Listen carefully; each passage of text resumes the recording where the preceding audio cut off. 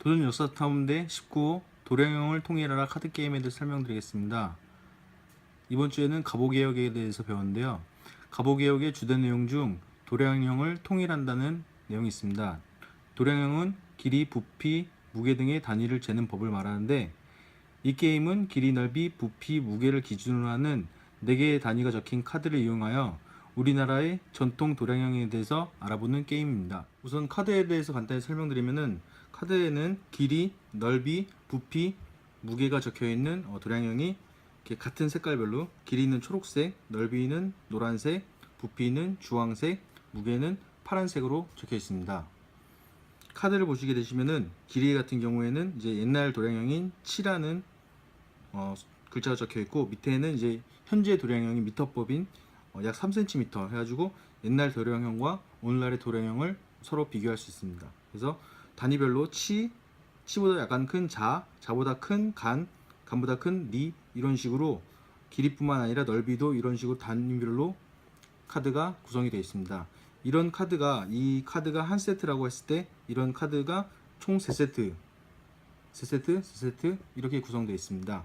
그리고 기몽집 카드가 있는데, 이 카드는 게임 내에서 조커로 활용되는 카드입니다. 게임 규칙에 대해 설명드리겠습니다. 게임 규칙은 자신의 차례가 됐을 때 받기, 등록과 붙이기, 그리고 버리기 순서대로 진행합니다. 등록과 붙이기를 할 수 없다면 받기와 버리기만 진행합니다. 상황에 따라 받기 대신 땡큐를 할 수 있습니다. 기본지 카드는 어떠한 카드든 대체할 수 있습니다. 이거는 실제 게임을 하면서 예시를 통해서 자세하게 설명을 드리겠습니다. 게임은 3명에서 4명이 모여서 카드를 잘 섞은 후 7장씩 나눠 갔습니다. 그리고 남은 카드는 중앙에 쌓아 놓습니다. 가위가위보를 통해서 먼저 할 사람을 정한 후 시계 방향으로 순서가 돌아갑니다.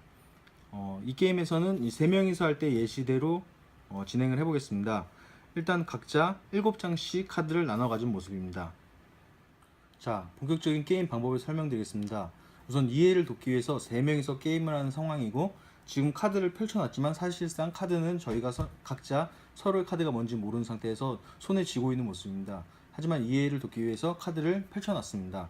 우선 게임을 하게 되면은 제가 가위바위보에서 이겼다고 했고, 순서대로 돌아간다는 상황에서 설명을 드리겠습니다. 우선 자기 차례가 되면은 무조건 첫 번째로는 받기를 합니다. 받기를 해서 자신의 카드에 놓습니다.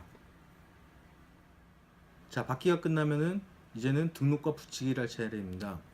우선 등록에 대해서 설명을 드리겠습니다. 등록이란 자신의 카드를 바로 앞에 내려놓는 것입니다.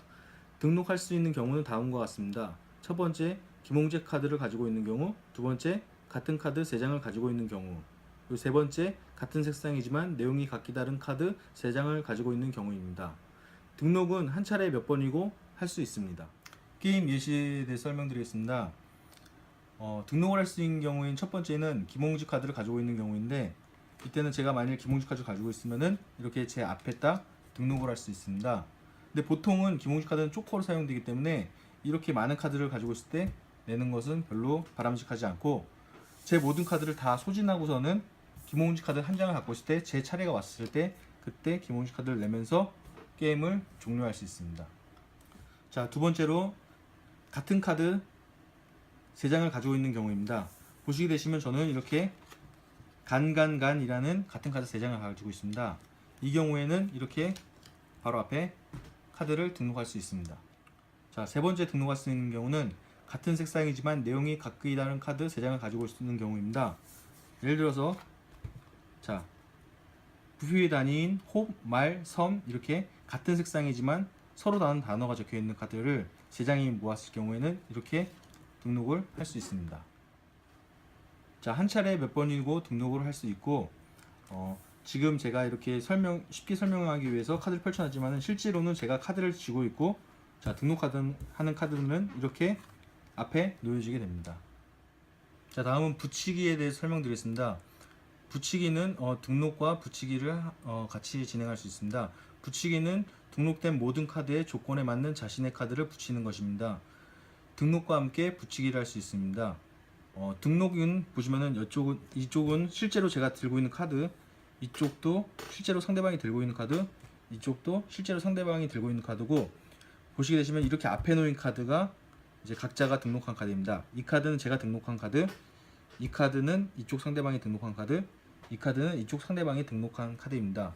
붙이기를 할 수 있는 경우에 대해 설명드리겠습니다. 붙이기는 같은 카드가 3장이 등록되어 있는 곳에 같은 카드를 붙이기 할 수 있습니다. 두 번째, 같은 색상이지만 내용이 각기 다른 카드 3장이 등록되어 있는 곳에 같은 색상이지만 내용이 다른 카드를 붙이기 할 수 있습니다. 자, 이게 무슨 뜻인지 설명을 드리겠습니다.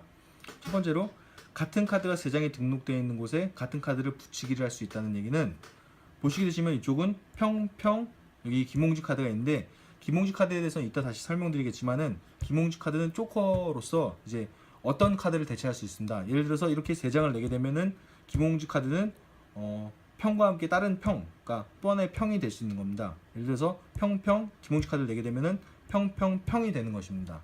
자, 이렇게 같은 카드가 3장이 등록되어 있는 곳에 제가 제 차례일 때 평이라는 카드를 갖고 있다면은 여기다가 붙이기를 하면서 제 카드를 소진할 수 있습니다. 자, 두 번째로, 같은 색상이지만 내용이 각기 다른 카드 3장이 등록되어 있는 곳에 같은 색상이지만 내용이 다른 카드를 붙이기 할 수 있습니다. 이 경우는 어떤 경우냐면은, 자, 보시게 되시면은 제가 근이라는 카드를, 파란색의 카드를 갖고 있는데, 등록되어 있는 어느 카드든 상관없습니다. 제가 제 카드, 등록되어 있는 제 카드도 되고 등록되어 있는 상대방 카드도 되는데, 이때 보시게 되시면 이쪽 상대방이 등록한 카드에 관, 돈, 양이 있으면은 빠진 게 하나가 근입니다. 이때 제 카드를 이쪽에 붙이기를 할 수 있습니다. 자, 붙이기도 등록과 마찬가지로 더 이상 붙이기를 할 수 없을 때까지 한 차례에 몇 번이고 붙이기를 할 수 있습니다.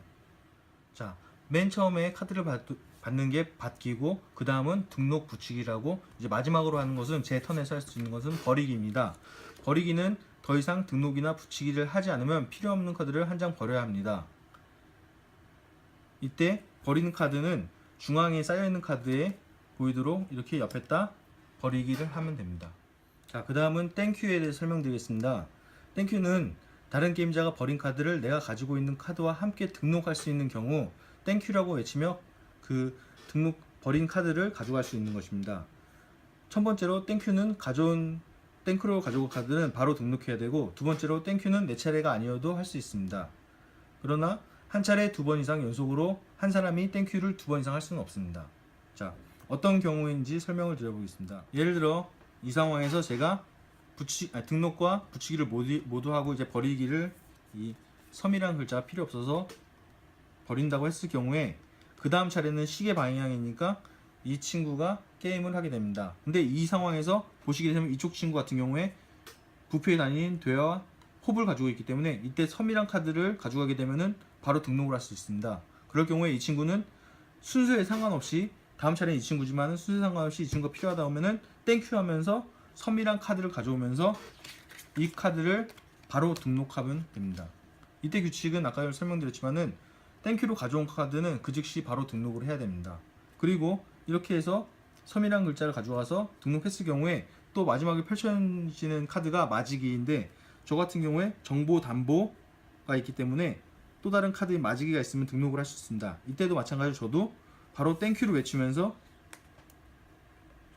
등록을 하면 됩니다. 김홍지 카드의 활용법에 대해 설명드리겠습니다. 김홍지 카드는 어떠한 카드를 대체할 수 있습니다. 자, 예를 들어 등록의 경우에 같은 카드 2장과 김홍지 카드를 가지고 있는 경우 등록을 할 수 있습니다. 저 같은 경우에 제가 실제로 들고 있는 카드고 제가 등록한 카드입니다. 이쪽은. 그러면은 제가 보시다시피 여기 간이라는 글자의 카드 2개를 가지고 있을 경우에, 이제 또 간이란 카드 한 장만 있으면 등록을 할 수 있는데, 그런 카드가 없을 경우에 김홍지 카드랑 같이 내게 되면은 김홍지 카드는 이런 간이라는 글씨로 인식하게 돼서 등록을 할 수 있습니다. 자, 두 번째로, 같은 색상이지만 내용이 각기 다른 카드 2장과 김홍지 카드를 가지고 있는 경우 등록을 할 수 있습니다. 자, 이 경우는 어떤 경우냐면은, 자, 제가 홉과 말이라는 카드를 가지고 있습니다.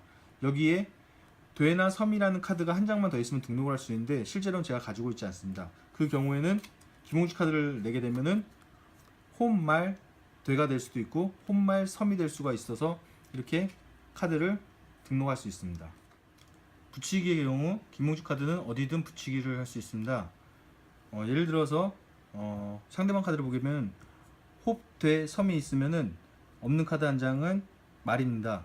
이 카드에 기몽지 카드를 내면서 홉, 돼, 섬, 말로 카드를 완성시킬 수 있습니다. 이런 식으로 붙이기를 할 수 있고, 예를 들어 상대방 카드 중에 평평평이 있다면은 이쪽에 붙여서 평평평평. 자, 이런 식으로 마찬가지로 제 카드도 이렇게 마지기 정보 담보가 있으면은 이 카드를 붙여서 마지기 정보 담보 평 이렇게 해서 비어있는 카드 자리 어느 곳이든 붙여서 이렇게 4장을 완성시킬 수 있습니다. 게임의 승리 조건은 자신이 들고 있는 카드를 모두 없애면은 게임에 승리합니다. 이 앞에 깔려있는 이 자기가 등록한 카드는 상관없이 자신의 손에서 들고 있는 카드가 모두 없어지면은 게임에서 승리하게 됩니다.